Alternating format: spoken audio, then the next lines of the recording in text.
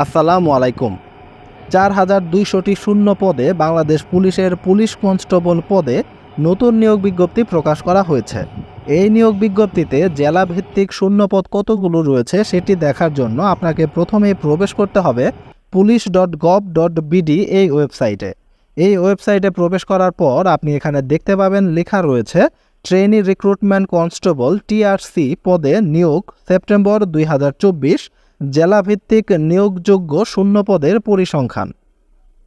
আপনি এখানে তার নিচে দুইটি অপশন দেখতে পাবেন, একটি হচ্ছে ভিউ এবং আরেকটি হচ্ছে ডাউনলোড। আপনি যদি শুধুমাত্র জেলাভিত্তিক শূন্যপদের তালিকাটি দেখে নিতে চান এক পলক, তাহলে আপনি ভিউ এই লেখাটিতে ক্লিক করবেন এবং সাথে সাথেই আপনার সামনে জেলাভিত্তিক শূন্যপদের তালিকাটি চলে আসবে এবং আপনি সেখান থেকে জেলাভিত্তিক শূন্যপদের তালিকা এক নজরে দেখে নিতে পারবেন।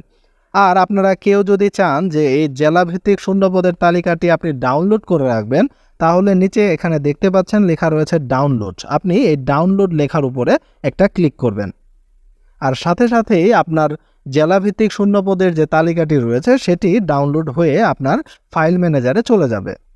চলেন তাহলে দেখে নেওয়া যাক জেলাভিত্তিক শূন্যপদের তালিকা।